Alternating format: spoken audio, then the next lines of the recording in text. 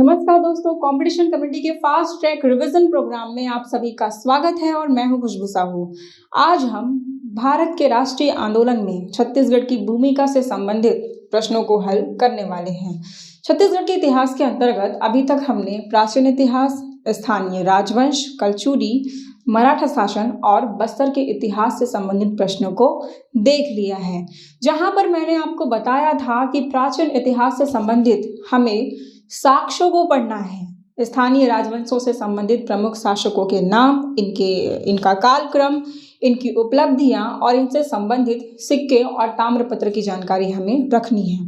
कलचुरी वंश बहुत ही ज़्यादा इम्पोर्टेंट है, यहाँ से सवाल CGPSC प्री में पूछे ही जाते हैं। उसी प्रकार मराठा शासन के अंतर्गत सूबेदारी व्यवस्था और ब्रिटिश के अधीन मराठा शासन, इससे भी सवाल पूछे जाते हैं प्रतिवर्ष CGPSC में।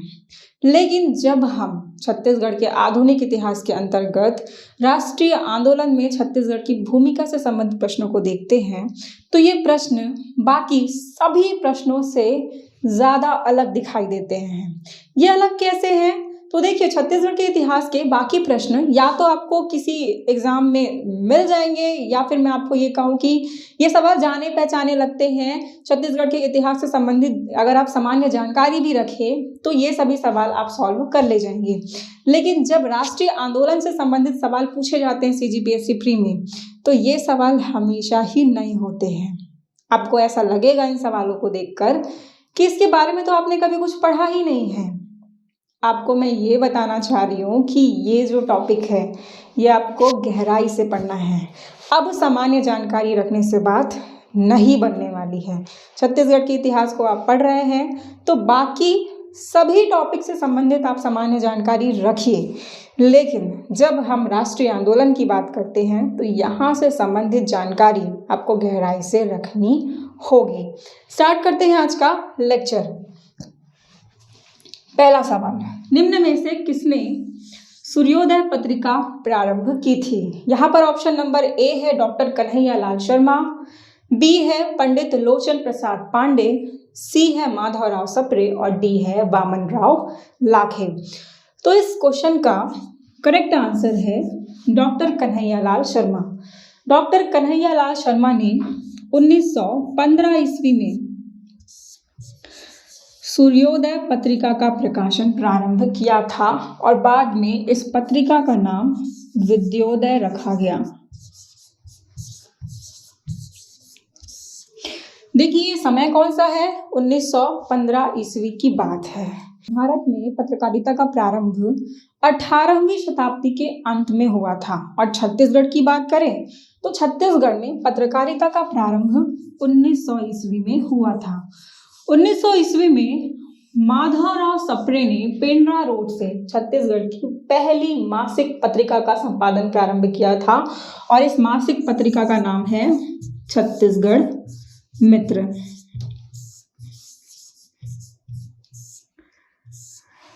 लोगों में राष्ट्रीय चेतना जागृत करने के लिए माधवराव सप्रे ने रामराव चिंचोलकर की सहायता से छत्तीसगढ़ के पहले मासिक पत्रिका का संपादन प्रारंभ किया था पेंड्रा रोड से। ध्यान में रखिएगा, 1900 ईस्वी में छत्तीसगढ़ में पत्रकारिता का प्रारंभ हुआ और इसीलिए माधवराव सप्रे को पत्रकारिता के जनक कहा जाता है। उस समय लोगों में राष्ट्रीय चेतना जागृत करने के लिए ऐसा कोई प्लेटफॉर्म नहीं था, तो यहाँ के राजनेताओं ने छत्तीसगढ़ के लोगों में राष्ट्रीय चेतना जागृत करने के लिए, राष्ट्रीय जागरण की शुरुआत करने के लिए उन्होंने पत्रकारिता को आधार बनाया और समाचार पत्र और पत्रकारिता के माध्यम से उन्होंने लोगों में राष्ट्रीय चेतना जागृत किया। तो सबसे पहला समाचार पत्र छत्तीसगढ़ मित्र। इसके बाद इसके अलावा माधवराव सप्रे ने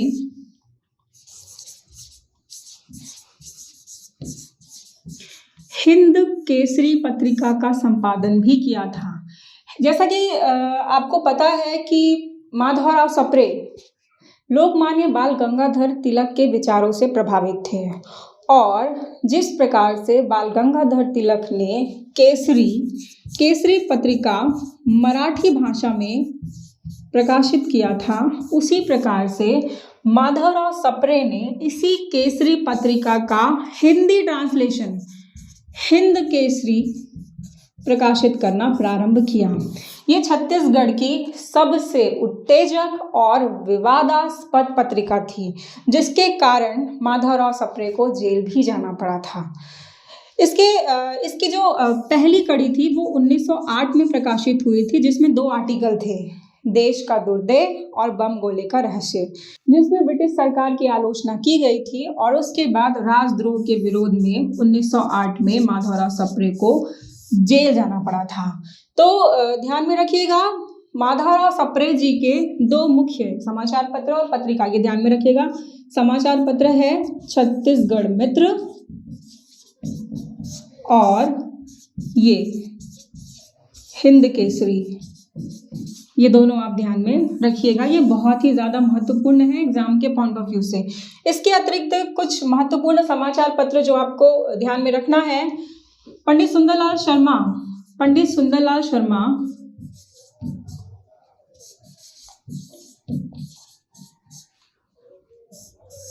1922 में सिहावा नगरी जंगल सत्याग्रह के बाद पंडित सुंदरलाल शर्मा को जेल जाना पड़ा था और जेल से ही उन्होंने एक पत्रिका का प्रकाशन किया था।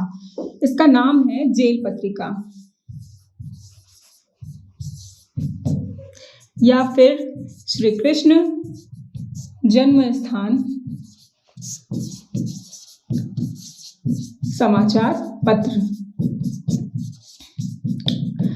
तो इस प्रकार से सीजीपीएससी प्री के पॉइंट ऑफ व्यू से आपको कुछ समाचार पत्र और पत्रिका, इन्हें आपको देखना है और इन्हें याद रखना है। यहाँ से सवाल सीजीपीएससी प्री में पूछे जाते हैं। अब हम आते हैं अगले सवाल पर। निम्न कथन पर विचार कर सही कथन का चयन कीजिए। यहाँ पर 3 स्टेटमेंट दिए गए हैं और हमें सही कथन का चुनाव करना है। पहला स्टेटमेंट, 1907 ईस्वी में तृतीय प्रांतीय राजनीतिक परिषद का आयोजन रायपुर में किया गया था। पैरेलली सॉल्व करते जाते हैं। प्रांतीय राजनीतिक परिषद का पहला सम्मेलन अप्रैल 1905 ईस्वी में नागपुर में आयोजित किया गया था, जिसकी अध्यक्षता दादा साहेब खापर्डे ने की थी।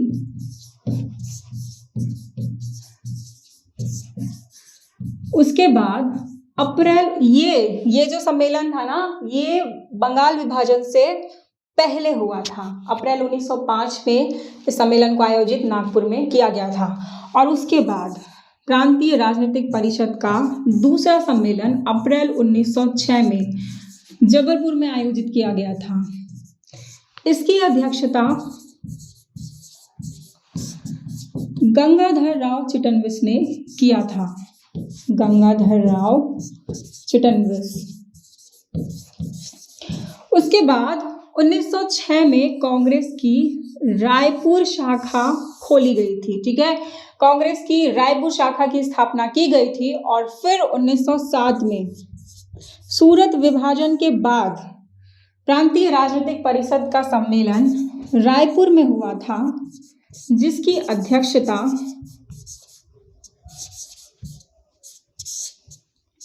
रघुनाथ मुधोलकर ने की थी।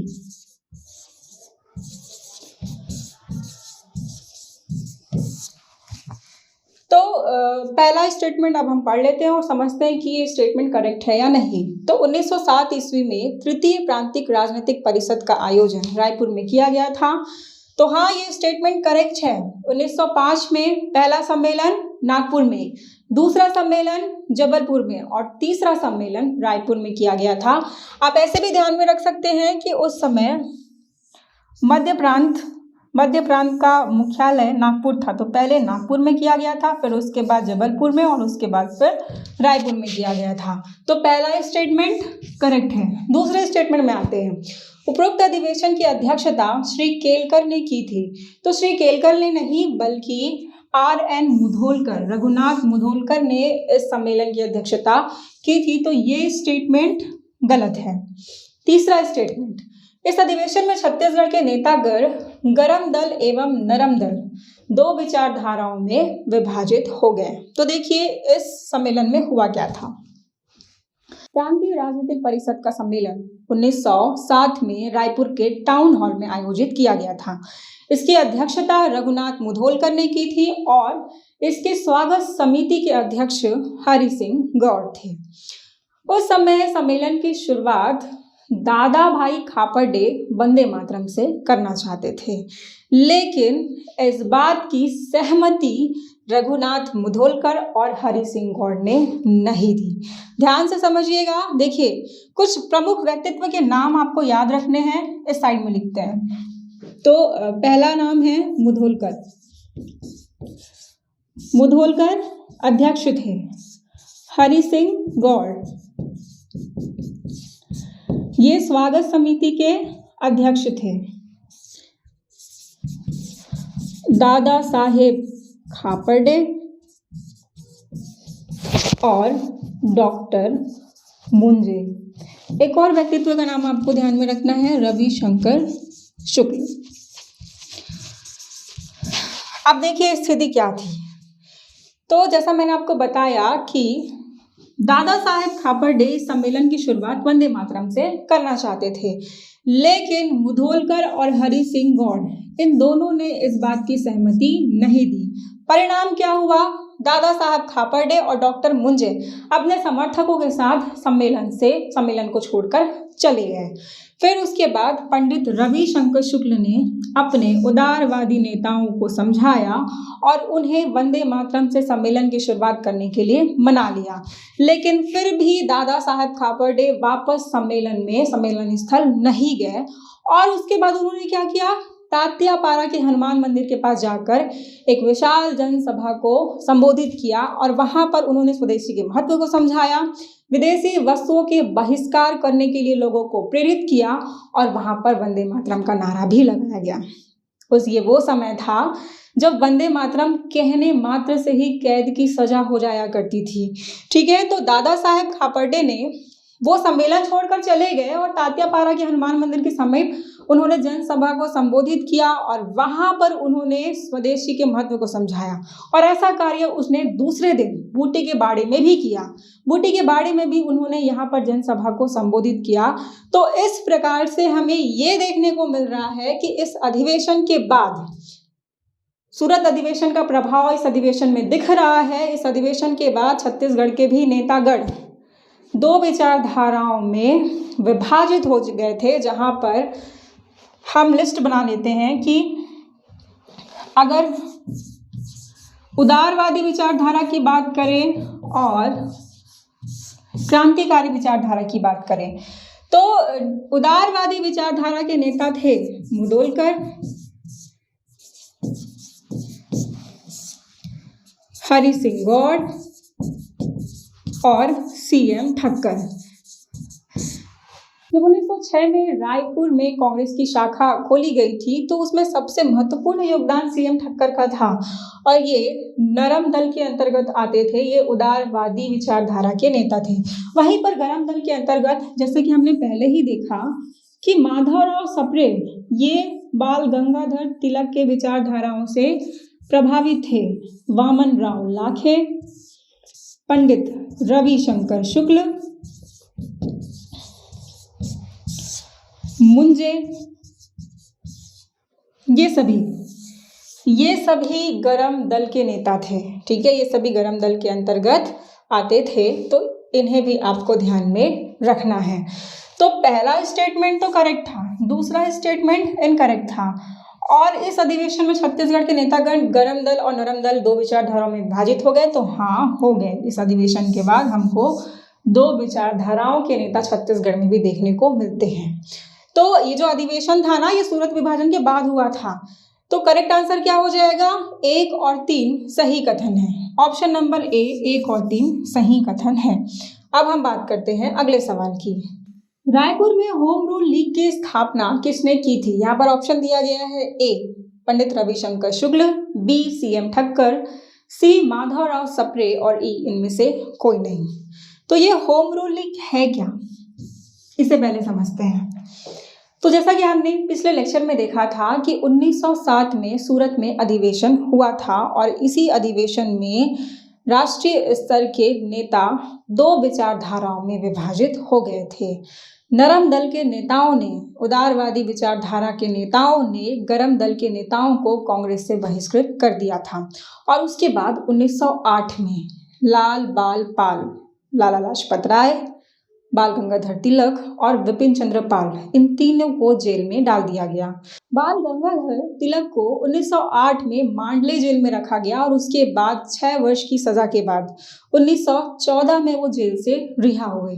जब वे वापस लौटे तो कांग्रेस में उनके लिए कोई जगह नहीं थी और इसीलिए उन्होंने प्रशासनिक आज़ादी के उद्देश्य से एनी बेसेंट की सहायता से भारत में होम रूल लीग की स्थापना की। होम रूल लीग की स्थापना 1916 में बाल गंगाधर तिलक के द्वारा की गई थी। चूंकि छत्तीसगढ़ के राजनेता बाल गंगाधर तिलक के विचारों से ज़्यादा प्रभावित थे, इसीलिए जगह जगह हमें यहाँ देखने को मिलता है कि छत्तीसगढ़ के अलग अलग क्षेत्रों में, अलग अलग क्षेत्रों की बात, यहाँ पर छत्तीसगढ़ के मध्य क्षेत्र की बात की जा रही है। रायपुर, बिलासपुर, दुर्ग, राजनांदगांव, इन क्षेत्रों में भी हमें होम रूल लीग की शाखा देखने को मिलती है। देखिए, होम रूल लीग स्थापना करने का मुख्य उद्देश्य ब्रिटिश सरकार को जड़ से उखाड़ फेंकना नहीं था, बल्कि इस सरकार में प्रशासनिक स्वतंत्रता प्राप्त करना था। ये गुलामी से आज़ादी चाहते थे, ब्रिटिश सरकार के राज्य से नहीं, ठीक है। तो उनकी सत्ता से उन्हें कोई प्रॉब्लम नहीं थी, लेकिन वे अपना प्रतिनिधित्व चाहते थे प्रशासन में। और इसी उद्देश्य से बाल गंगाधर तिलक और एनी बेसेंट ने होम रूल लीग की स्थापना की थी। एनी बेसेंट की सहायता से बाल गंगाधर तिलक ने होम रूल लीग की स्थापना की थी। और रायपुर में होम रूल लीग की स्थापना पंडित रविशंकर शुक्ल जी ने की थी। रायपुर में पंडित रविशंकर शुक्ल जी ने होम रूल लीग की स्थापना की थी और इनकी सहायता माधवराव सप्रे, मूलचंद बागड़ी या बागड़ी, लक्ष्मण राव उदय गिरकर, ये प्रमुख समर्थक नेता थे। अगर हम बिलासपुर की बात करें तो बिलासपुर की शाखा मुख्य रूप से गजाधर साव, गोपाल प्रसाद तिवारी, कुंज बिहारी अग्निहोत्री,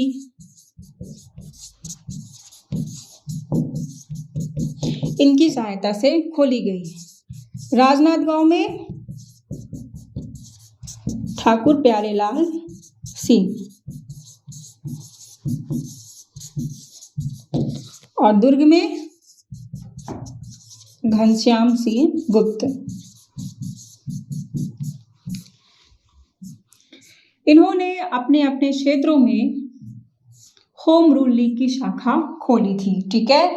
तो महत्वपूर्ण नाम है ये होम रूल लीग से संबंधित, इन्हें आपको ध्यान में रखना है। लेकिन जनरली जब हम राजनेताओं के नाम पढ़ते हैं तो हम कंफ्यूज हो जाते हैं, इतने सारे आंदोलन हैं और इतने सारे राजनेता हैं, हम इसे याद कैसे रखें। तो सबसे महत्वपूर्ण बात तो ये है कि जो भी राष्ट्रीय आंदोलन हो रहा था ये छत्तीसगढ़ के मध्य क्षेत्र में हो रहा था। रायपुर, बिलासपुर, दुर्ग, राजनांदगांव, इन क्षेत्रों में हो रहा था और इन जिलों से नेतृत्वकर्ता कुछ ही 4-5 प्रमुख नेता हैं। अगर आपको ये याद हो जाए कि कौन से नेता किस जिले का प्रतिनिधित्व कर रहे थे तो आपके सारे प्रॉब्लम सॉल्व हो जाने हैं। जैसे कि राजनांदगांव में आपको हमेशा ठाकुर प्यारेलाल सिंह दिखेंगे, तो दुर्ग में घनश्याम सिंह गुप्त दिखेंगे, बिलासपुर में ई राघवेंद्र राव, छेदीलाल, यदुनंदन प्रसाद, ये प्रमुख नेता आपको दिखेंगे। तो रायपुर में पंडित रविशंकर शुक्ल, माधवराव सप्रे, वामनराव राखे, रामदयाल तिवारी, ये प्रमुख नेता आपको दिखने वाले हैं। तो ये किन किन जिले से बिलोंग करते हैं, किन किन जिले का प्रतिनिधित्व करते हैं, ये आपको ध्यान में होना चाहिए। अगर हम होम रूल लीग की बात करें तो आप ऐसा इसमें ट्रिक लगा सकते हैं कि देखिए, रायपुर के जो समर्थक नेता थे उन नेताओं के नाम एम लेटर से प्रारंभ होते हैं, वहीं पर बिलासपुर के समर्थक नेताओं के नाम जी लेटर से प्रारंभ होते हैं। तो इस प्रकार से आप कुछ ट्रिक लगा के आप इसे याद रखिएगा। तो इसका करेक्ट आंसर क्या है? Option number A, Pandit Ravishankar Shukla. अगला सवाल, छत्तीसगढ़ में असहयोग आंदोलन से संबंधित असत्य कथन को चुनिए। सबसे पहले हम मार्क कर लेते हैं असत्य कथन। 4 स्टेटमेंट दिए गए हैं। पहला स्टेटमेंट, बैरिस्टर नगेंद्र नाथ डे ने राय बहादुर की उपाधि त्याग दी थी। असहयोग आंदोलन 1920 में प्रारंभ हुआ था और नकारात्मक कार्यक्रम के अंतर्गत छत्तीसगढ़ के राजनेताओं के द्वारा सरकारी संस्था का त्याग किया गया था, वकालत त्यागी गई थी, सरकारी विद्यालयों का बहिष्कार किया गया था, विदेशी वस्तुओं के कपड़े जलाए गए थे, शराब की दुकानों पर धरना प्रदर्शन किया गया था। तो इस प्रकार से नकारात्मक कार्य यहाँ पर किए जा रहे थे, जिनमें से सबसे ज्यादा महत्वपूर्ण था वकालत का त्याग करना और ब्रिटिश सरकार के द्वारा इन राजनेताओं को दी गई उपाधि का त्याग करना। तो बैरिस्टर नगेंद्र नाथ डे ने राय बहादुर की उपाधि त्याग दी थी, ये स्टेटमेंट करेक्ट है। इसके साथ साथ राय साहब की उपाधि वामन राव लाखे ने त्यागी थी, जिसके बाद यहाँ की जनता ने उन्हें लोकप्रिय की उपाधि से विभूषित किया था। ये आपको ध्यान में रखना है कि राय साहब की उपाधि किसने त्यागी थी, तो वामन राव लाखे ने, और राय बहादुर की उपाधि बैरिस्टर नगेंद्र नाथ डे ने त्यागी थी। अगला स्टेटमेंट, गोवर्धन लाल श्रीवास्तव ने वकालत त्याग दी थी। तो हाँ, गोवर्धन लाल श्रीवास्तव ये छुई खदान रियासत से थे, छुई खदान रियासत। इन्होंने असहयोग आंदोलन के दौरान वकालत त्याग दी थी। जैसा कि मैंने आपको बताया कि नकारात्मक कार्यक्रम के अंतर्गत सरकारी स्कूलों का भी बहिष्कार किया गया था, लेकिन उस समय समस्या तो ये थी कि अगर छात्राओं के द्वारा सरकारी स्कूलों का बहिष्कार किया गया तो फिर शिक्षा के लिए कुछ रचनात्मक कार्यक्रम तो करने पड़ेंगे ना। तो उस समय असहयोग आंदोलन के दौरान जो भी नकारात्मक कार्यक्रम किए जा रहे थे, उसी के साथ ही कुछ रचनात्मक कार्यक्रम भी किए जा रहे थे। जैसे कि अगर विदेशी वस्तुओं को जलाया जा रहा था, उसका बहिष्कार किया जा रहा था, तो उस समय स्वदेशी वस्तुओं का प्रचार प्रसार भी किया जा रहा था। उस समय खादी का प्रचार प्रसार किया जा रहा था। जिस प्रकार से सरकारी स्कूलों का बहिष्कार किया जा रहा था, तो उसी प्रकार से छत्तीसगढ़ में राष्ट्रीय विद्यालयों की स्थापना भी की जा रही थी। तो रायपुर में राष्ट्रीय विद्यालय की स्थापना पंडित रविशंकर शुक्ल ने महत्वपूर्ण भूमिका निभाई थी। तो देखिए, सबसे पहली बात तो यहाँ पर रायपुर का नाम कहीं भी नहीं दिया गया है। स्टेटमेंट क्या है, राष्ट्रीय विद्यालय की स्थापना में पंडित रविशंकर शुक्ल ने महत्वपूर्ण भूमिका निभाई थी। तो देखिए, जैसा कि आपको पता है कि पंडित रविशंकर शुक्ल ये रायपुर से आंदोलन को नेतृत्व कर रहे थे, तो जाहिर सी बात है यहाँ पर रायपुर की बात की जा रही है, लेकिन ये स्टेटमेंट सही नहीं है। राष्ट्रीय विद्यालय की स्थापना रायपुर में माधवराव सप्रे के द्वारा की गई थी। माधवराव सप्रे ने पंडित रविशंकर शुक्ल की सहायता से एक सभा का आयोजन किया था। वहां पर राष्ट्रीय विद्यालय की स्थापना के लिए 10,000 रुपए एकत्रित किया गया था और उसके बाद यहाँ राष्ट्रीय विद्यालय की स्थापना की गई थी, जिसमें कुछ महत्वपूर्ण व्यक्तित्व हैं, जैसे कि इस विद्यालय के संचालन समिति के अध्यक्ष वामन राव लाखे थे।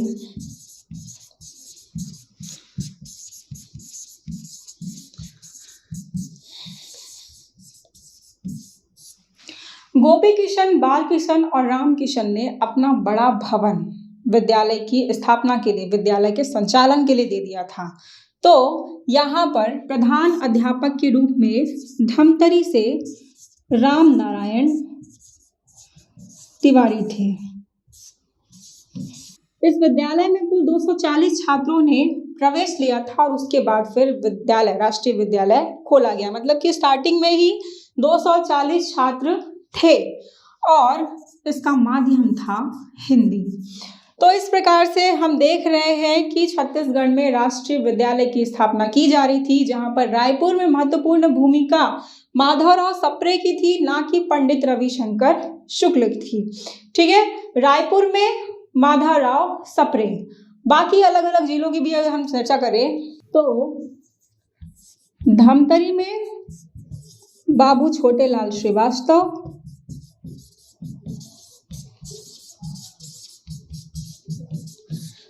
बिलासपुर में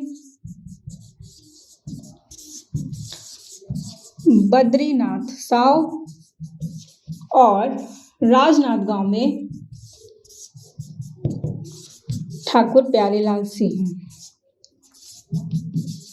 इन्होंने अपने अपने क्षेत्र में राष्ट्रीय विद्यालय की स्थापना की थी। अगला स्टेटमेंट, शिवलाल वर्मा ने शासकीय सेवा का त्याग कर दिया था।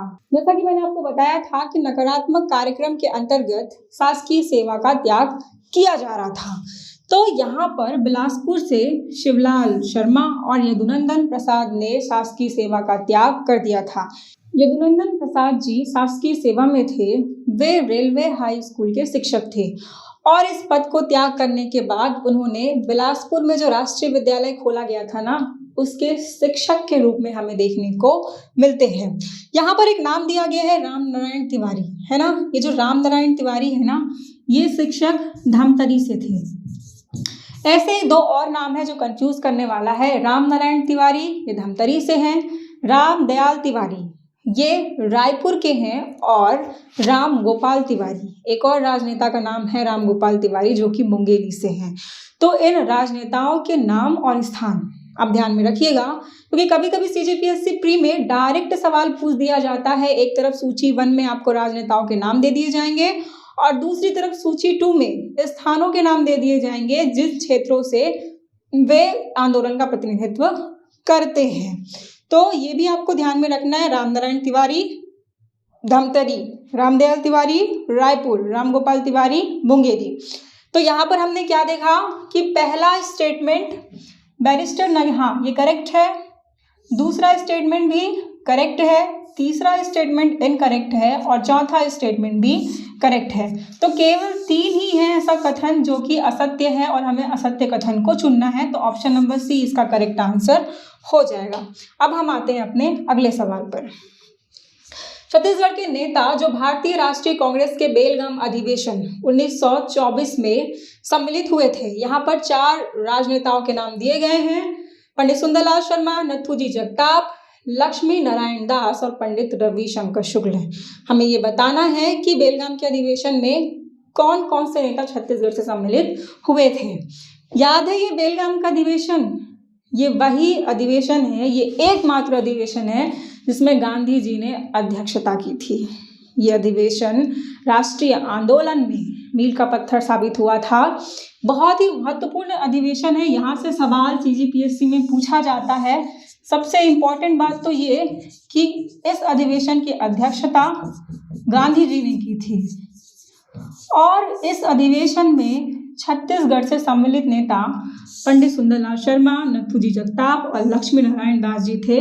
पंडित रविशंकर शुक्ल इस अधिवेशन में नहीं गए थे। तो इसका करेक्ट आंसर हो जाएगा 1, 2, 3। अब हम आते हैं अपने अगले सवाल पर। अगला सवाल है, छत्तीसगढ़ में सविनय अवज्ञा आंदोलन से संबंधित सत्य कथन को चुनिए। यहाँ पर 3 कथन दिए गए हैं और हमें सत्य कथन को चुनना है। हम इसके अंडरलाइन कर लेते हैं। पहला स्टेटमेंट, धमतरी में नारायण राव मेघावाले के द्वारा नमक कानून को तोड़ा गया। दूसरा स्टेटमेंट है 13 अप्रैल 1930 को पंडित जवाहरलाल नेहरू ने छत्तीसगढ़ की यात्रा की थी। और तीसरा स्टेटमेंट है 8 अगस्त 1930 को क्रांति कुमार भारती ने बिलासपुर के टाउन हॉल में तिरंगा झंडा लहराया था। तो पहले हम ये समझते हैं कि ये सविनय अवज्ञा आंदोलन है क्या। तो नाम से ही समझ में आ रहा है, सविनय अवज्ञा, विनम्रता पूर्वक सरकार की अवज्ञा करना। दिसंबर 1930 में पंडित जवाहरलाल नेहरू के अध्यक्षता में भारतीय राष्ट्रीय कांग्रेस का अधिवेशन लाहौर में हुआ था और इस अधिवेशन में मुख्य रूप से 2 प्रस्ताव पारित किए गए थे।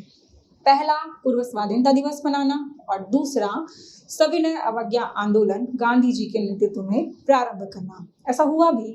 31 दिसंबर 1929 को पंडित जवाहरलाल नेहरू ने रावी नदी के तट पर तिरंगा झंडा लहराया और 26 जनवरी 1930 को पूर्ण स्वाधीनता दिवस मनाने की घोषणा की और 26 जनवरी 1930 को पूर्ण स्वाधीनता दिवस मनाया गया।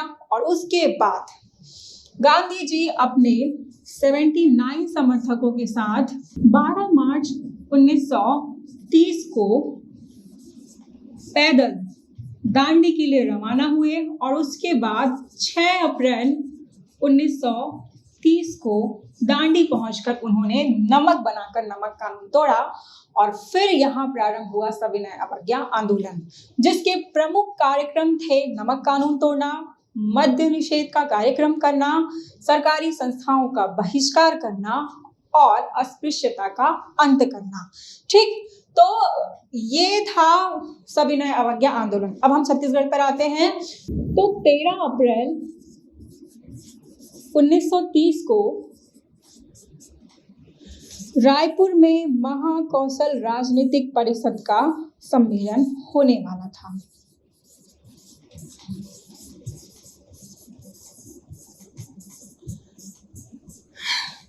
अप्रैल 1930 को महाकौशल राजनीतिक परिषद का सम्मेलन रायपुर में पंडित जवाहरलाल नेहरू की अध्यक्षता में होने वाला था। लेकिन हुआ क्या, 13 अप्रैल को जब पंडित जवाहरलाल नेहरू छत्तीसगढ़ आ रहे थे तो उन्हें रास्ते में ही इबादतगंज में गिरफ्तार कर लिया गया और इसी कारण इस सम्मेलन को 2 दिनों के लिए स्थगित कर दिया गया और उसके बाद इस सम्मेलन का आयोजन 15 अप्रैल को सेठ गोविंद दास की अध्यक्षता में किया गया। तो यहाँ से हमें क्या समझ में आ रहा है कि 13 अप्रैल 1930 को पंडित जवाहरलाल नेहरू ने छत्तीसगढ़ की यात्रा नहीं की थी, वो करने वाले थे, वो यहाँ पर महाकौशल राजनीतिक परिषद सम्मेलन की अध्यक्षता करने वाले थे, लेकिन ऐसा हुआ नहीं। ठीक है, तो ये स्टेटमेंट रॉन्ग है। इस अधिवेशन में, इस सम्मेलन में पंडित रविशंकर शुक्ल ने हाइड्रोक्लोरिक अम्ल और सोडा को मिलाकर नमक कानून बनाया और नमक कानून तोड़ा। जब इस अधिवेशन से नारायण राव मेघावाले वापस धमतरी लौटे तो जिस प्रकार से, जिस विधि से पंडित रविशंकर शुक्ल ने नमक बनाया था, उसी विधि से नारायण राव मेघावाले ने 20 ग्राम नमक बनाया। फिर उसके बाद इस नमक की नीलामी की और करणजीत तेजपाल ने इसे 61 रुपए में खरीद लिया। तो ये स्टेटमेंट करेक्ट है। उस समय रायपुर में सविनय अवज्ञा आंदोलन का नेतृत्व प्रमुख रूप से 5 नेताओं के द्वारा किया जा रहा था और इसीलिए वहां की जनता ने उन्हें 5 पांडव की संज्ञा दी थी। सविनय अवज्ञा आंदोलन के 5 पांडव के नाम से ये फेमस है। और ये 5 पांडव कौन कौन से हैं? तो युधिष्ठिर, हम युधिष्ठिर में है वामनराव लाखे, हम इसे शॉर्टकट में लिखते हैं। ठीक है, युधिष्ठिर, वामनराव लाखे, भीम, महंत लक्ष्मी नारायण दास, अर्जुन ठाकुर प्यारेलाल सिंह, नकुल मौलाना अब्दुल रऊफ, सहदेव शिवदास डागा। ये थे सविनय अवज्ञा आंदोलन के 5 पांडव रायपुर से। ठीक है, अब हम आगे और चर्चा करते हैं। हमने रायपुर की चर्चा कर ली, धमतरी की कर ली, अब हम बिलासपुर पे आते हैं। तो बिलासपुर में सबसे पहले दिवाकर कालिकर ने शराब दुकानों पर धरना प्रदर्शन प्रारंभ किया। उन्होंने शराब दुकान के सभी शराब को निकालकर, सभी बोतल को निकालकर बाहर फेंक दिया। उसी प्रकार से बिलासपुर में वासुदेव देवरस ने वानर सेना का गठन किया था। वानर सेना एक्चुअल में ये छोटे छोटे बच्चों का संगठन हुआ करता था, जो कि उस समय सूचनाओं का एक स्थान से दूसरे स्थान आदान प्रदान किया करते थे, जुलूस के रूप में नारे लगाया करते थे। तो इस प्रकार से छोटे बच्चों का संगठन था ये वानर सेना। और सविनय अवज्ञा आंदोलन के प्रथम चरण में बिलासपुर में वासुदेव देवरस के नेतृत्व में इसका गठन किया गया था।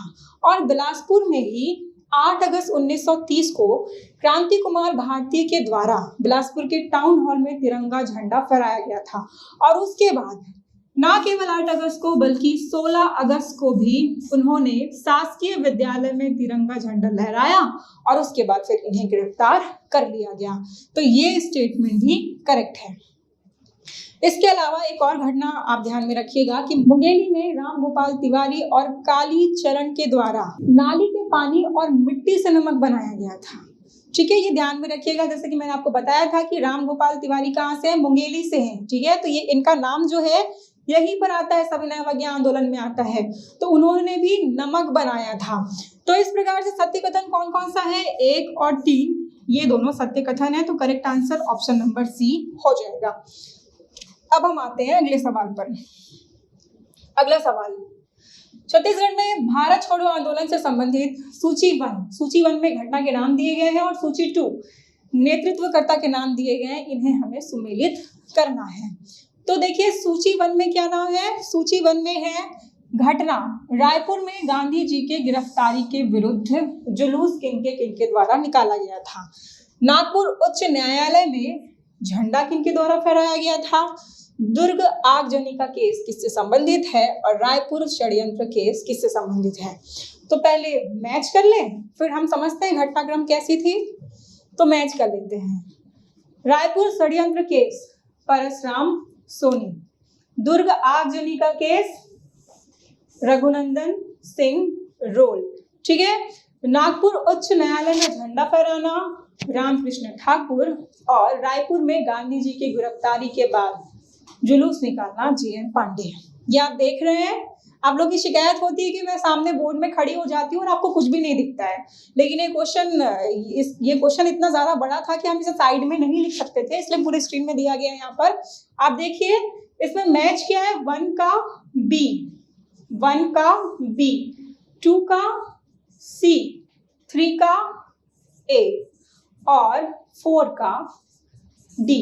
करेक्ट मैच देखिए, B का 1, C का 2, D का 4, A का 3। Option number A is the correct answer, ठीक है। A का 3। यहीं पर गड़बड़ होता है ना, जब मैं समझा लेती हूँ पूरा और हम ऑप्शन ही गलत टिक कर लेते हैं। तो देखिए ऐसा होता है कभी कभी, आप इसे ध्यान नहीं दीजिए, आप समझने का प्रयास कीजिए कि यहाँ पर समझाया क्या जा रहा है और उसके हिसाब से आप आंसर खुद भी सेलेक्ट कर सकते हैं।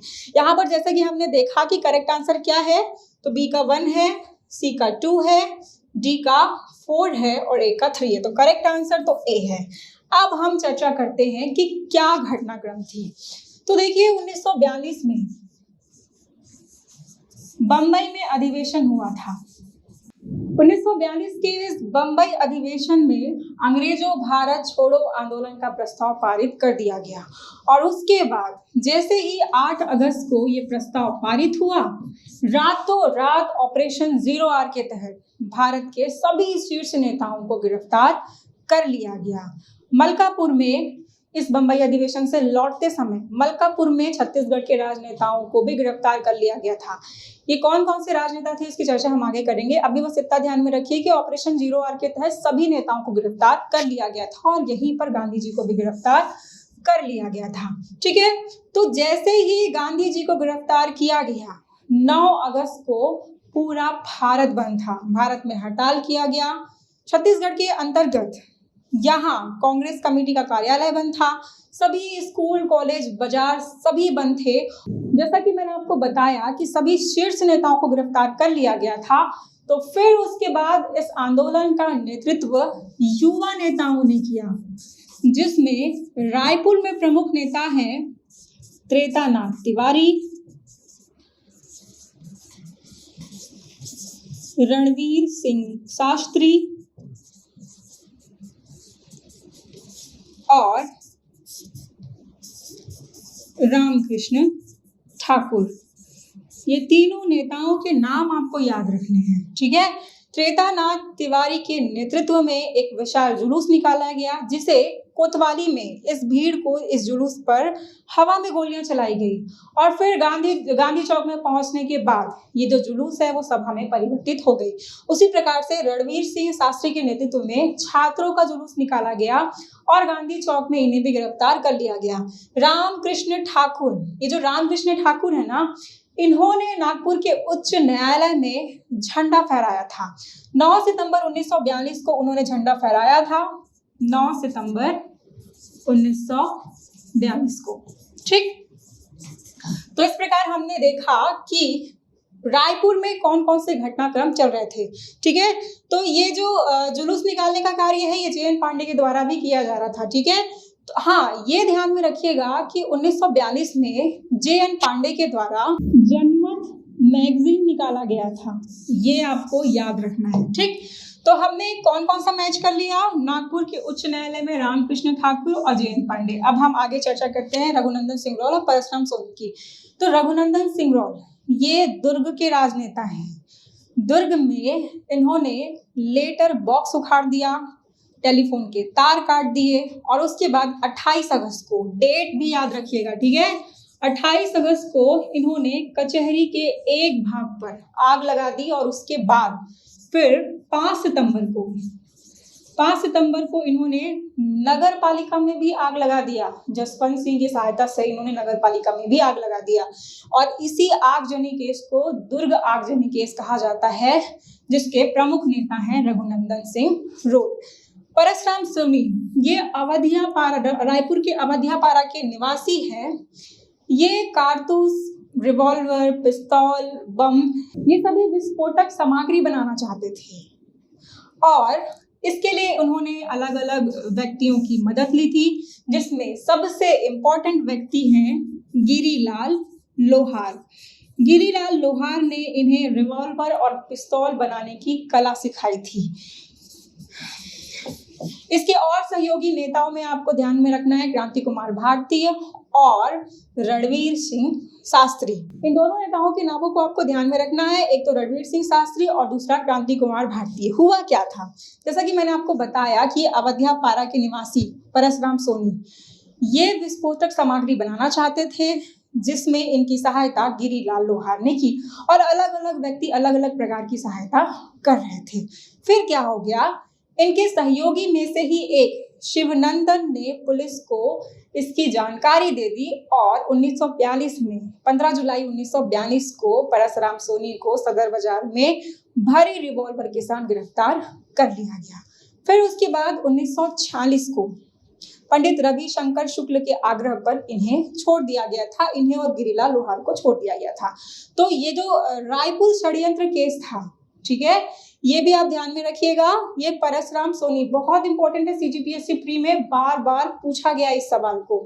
तो यहाँ पर हम क्या देख रहे हैं कि रघुनाथ सिंह रोल, दुर्ग आगजनी केस, जेएन पांडे और इसके साथ ही त्रेतानाथ तिवारी, रणवीर सिंह शास्त्री, रामकृष्ण ठाकुर, ये सब महत्वपूर्ण नेता हैं भारत छोड़ो आंदोलन के छत्तीसगढ़ में।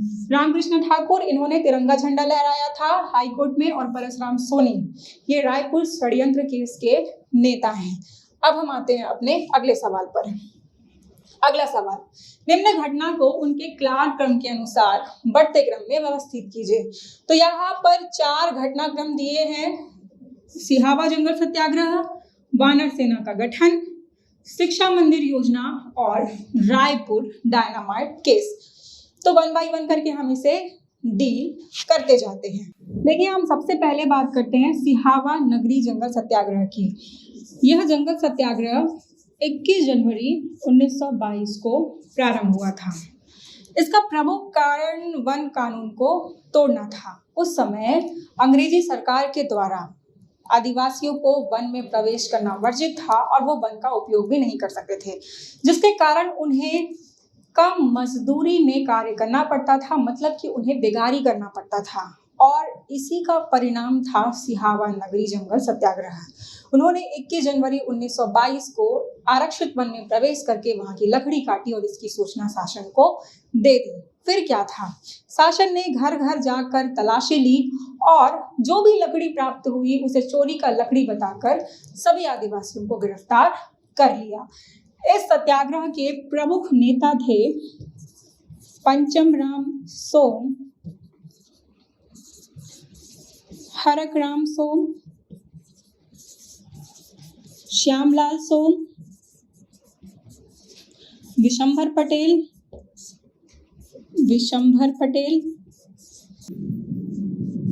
और शोभाराम साहू। फिर बाद में इस सत्याग्रह का नेतृत्व पंडित सुंदरलाल शर्मा जी के द्वारा किया गया और उसके बाद फिर इसी सत्याग्रह के बाद पंडित सुंदरलाल शर्मा जी को गिरफ्तार कर लिया गया था। तो ये घटना 1922 की थी। वानर सेना का गठन हमने देखा था ना कि 1930 में सविनय अवज्ञा आंदोलन के प्रथम चरण में बिलासपुर में वासुदेव देवरस के द्वारा वानर सेना का गठन किया गया था और द्वितीय चरण में रायपुर में बलीराम दुबे के द्वारा ब्राह्मण पारा में वानर सेना का गठन किया गया था, जिसके संचालक थे यति यतनलाल जैन जी। बलीराम दुबे को आजाद नाम से संबोधित किया जाता है और इन्हीं के नाम पर आजाद चौक बनाया गया है। तो ये घटना सविनय अवज्ञा आंदोलन की है, मतलब 1930 की है। शिक्षा मंदिर योजना, भारत शासन अधिनियम 35 के तहत 1937 में प्रांतीय विधानसभा का चुनाव होने वाला था, जिसमें रायपुर से पंडित रविशंकर शुक्ल, बिलासपुर से टी राघवेंद्र राव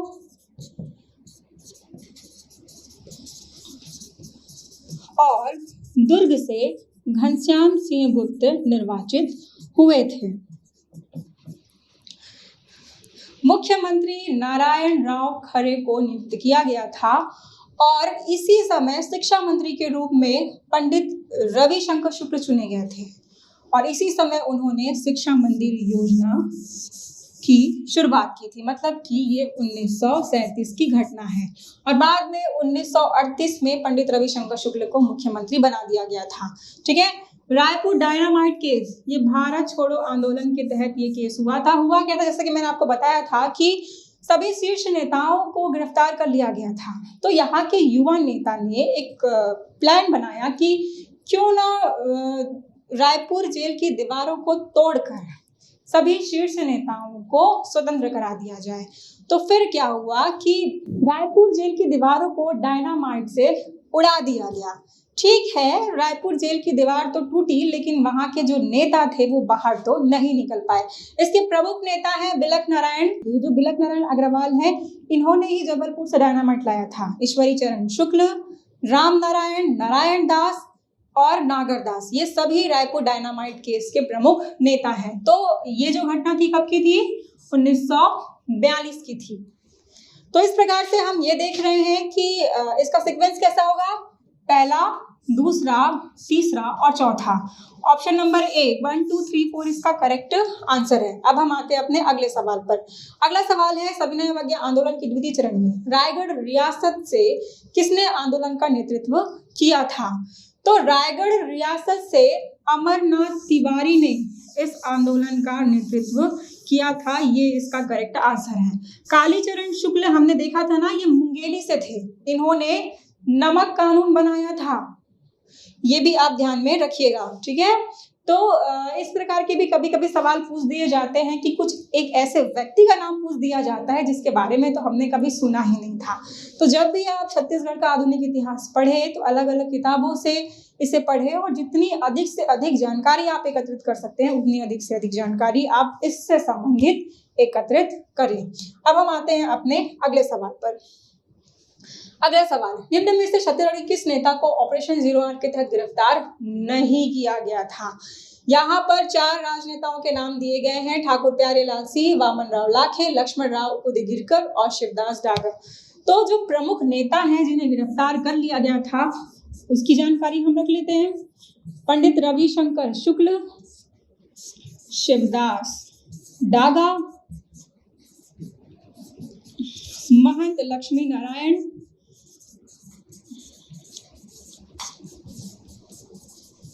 छेदीलाल,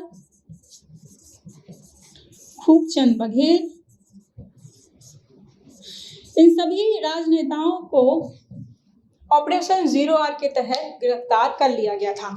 तो यहाँ पर आप ऑप्शन में क्या देख रहे हैं कि शिवदास डागा को बस गिरफ्तार किया गया था, बाकी को नहीं किया गया था। तो इसका करेक्ट आंसर क्या हो जाएगा, 1, 2 और 3 नहीं किया गया था, पूछा गया है ना। तो इसका correct answer option number A 1, 2 और 3। तो इस प्रकार से CGPSC प्री में यहाँ से सवाल पूछे जाते हैं। कभी कभी 1 वर्ड में सवाल पूछे जाते हैं, कभी कभी आपको सूची मिलाओ से संबंधित सवाल पूछा जा सकता है, कभी कभी आपको इस प्रकार से 3-4 राजनेताओं के नाम दे दिए जाएंगे और पूछा जाएगा कि इस आंदोलन से संबंधित कौन से राजनेता हैं। तो वैरायटीज में क्वेश्चन आते हैं, अलग अलग प्रकार के क्वेश्चन आते हैं और कभी कभी ये क्वेश्चन आप देखे भी नहीं होते, आप कुछ भी नहीं जानते होते इसके बारे में। तो अगर आप ऐसा सोच रहे हैं कि इसमें दिमाग लगाने की आवश्यकता नहीं है, तो मैं आपको बता दूं कि वही क्वेश्चन है जिससे रैंक डिसाइड होता है, जिससे आप क्वालिफाई हो जाते हैं। क्योंकि CGPSC प्री में अगर हम सिर्फ छत्तीसगढ़ के पोर्शन की बात करें तो उसमें 20% क्वेश्चन तो ऐसे होते हैं जो हर किसी से बन जाते हैं और उन्हीं क्वेश्चंस को देखकर हम ऐसा तर्क लगाते हैं कि पेपर तो बहुत आसान आया था, लेकिन ऐसा नहीं है। वो 20% क्वेश्चन सब से बन जाते हैं। 15% क्वेश्चन ऐसे होते हैं जो किसी से बनते हैं और किसी से नहीं बनते हैं। तो ये सामान्य स्तर के क्वेश्चन होते हैं। लेकिन 20, 30, 35, अब जो बचे 15% क्वेश्चन है ना, यही आप क्वालिफाई हो रहे हैं कि नहीं इसे डिसाइड करते हैं। और इन्हीं 15% क्वेश्चंस में ये छत्तीसगढ़ में राष्ट्रीय आंदोलन से संबंधित सवाल पूछे जाते हैं। तो ये सवाल बहुत नए होते हैं, इसे आपको सॉल्व करना है और आपको CGPSC प्री को क्वालिफाई करना है। आज के लिए बस इतना ही। हमारा जो अगला लेक्चर होगा उसमें हम विभिन्न सत्याग्रह, विद्रोह, आदिवासी विद्रोह, सत्याग्रह, रियासत से संबंधित सवाल को डील करेंगे और उसके बाद फिर हम जनजातीय आर्ट एंड कल्चर से संबंधित सवालों को डील करेंगे। धन्यवाद। CGPSC की संपूर्ण तैयारी के लिए कंपटीशन कम्युनिटी के YouTube चैनल को सब्सक्राइब कीजिए और डेली अपडेट्स के लिए बेल आइकन को प्रेस करना ना भूलें।